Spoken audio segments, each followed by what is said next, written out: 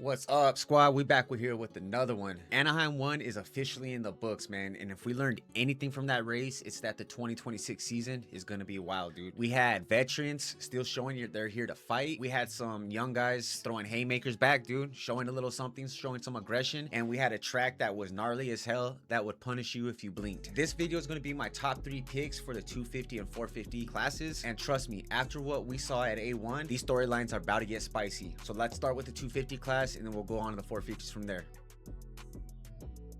Chance Hymas came into Anaheim 1 with a ton of quiet hype. Not the loud Deegan style hype, but the if you know type. And he delivered. Smooth, efficient, zero panic, and he rode like a guy who's finally figured out how to manage a full main event. What impressed me most wasn't his speed, it was his decision making. He didn't override the bike, didn't force anything, and he capitalized every time somebody else made a mistake. That's the kind of race IQ that translates week to week. San Diego's track is usually tighter, more technical, and rewards riders who stay composed. That's Hymas. He's not the flashiest guy on the gate, but he's consistent, he's confident, and he's clearly taken a step forward. I've got him locking down third again, not because he's capped, but because the two guys ahead of him are just up on a different frequency right now.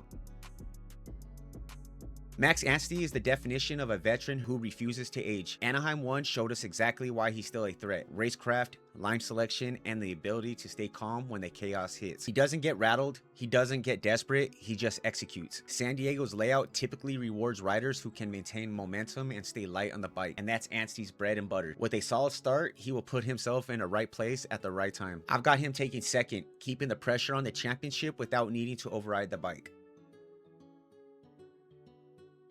Hayden Deegan is riding like a guy who knows he's supposed to win. Even when he makes mistakes, and he made a couple at A1, he recovers instantly. That near crash save in quali, that was pure instinct and confidence. What separates Deegan right now is his aggression with control. He's not just fast, he's decisive. He commits to lines, he forces the pace, and he's not afraid to make moves early, which could also bite him when he overrides, like we've seen this past weekend in Anaheim. San Diego's tighter rhythm sections and shorter start straight actually play into his strength. He gets great jumps, he's explosive in the first 3 corners, and he thrives in tracks where intensity matters more than flow. I've got Deegan taking first in San Diego and making a statement that Anaheim wasn't a fluke, it was a warm-up. All he needs to do is get the start, and in my opinion, he will be gone.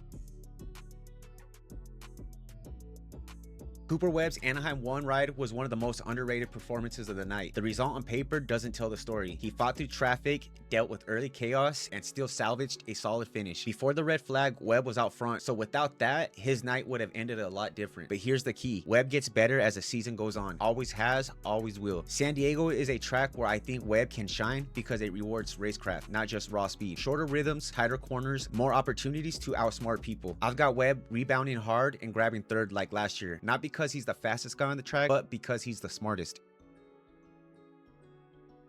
Ken Roczen looked silky at Anaheim 1. Smooth throttle control, perfect timing, and that classic Roczen flow that makes everything look effortless. He didn't force anything, didn't override, and still finished right behind Tomac, both over 23 seconds ahead of third place. San Diego is a track where technique matters more than horsepower, and that's Roczen's playground. If he gets a clean start, he's absolutely in the fight for the win. I've got him taking second, keeping the pressure on Tomac, and reminding everyone that he's still one of the most naturally gifted riders on the planet.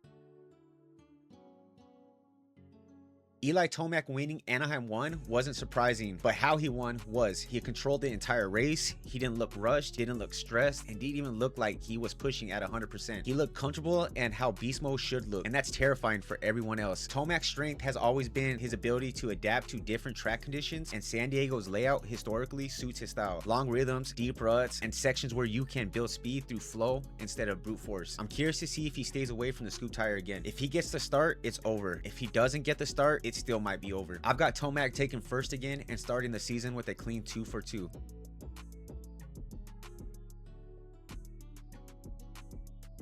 Speed is there, starts are there, but he needs a mistake-free main to challenge for the podium. He's close, very close. Anaheim 1 was the biggest turnaround in this sport's history. He won a heat race, then finished third on his first race on the KTM. All I want to see is if Prado could keep this aggression and build on the confidence he has. Horrible night at A1. Marchbanks didn't qualify, and Sexton went down a few times and had a bad night. Let's see how the team as a whole, the 250 guys as well, rebound this second round. San Diego is going to be a momentum race. The guys who left A1 feeling confident are going to try to double down, and the guys who struggled are coming in with something to prove. Drop your predictions in the comments, join the Discord to talk Supercross all week, and if you're rocking with the Steezy Too Breezy vibe, hit the like button and subscribe. San Diego, we're ready.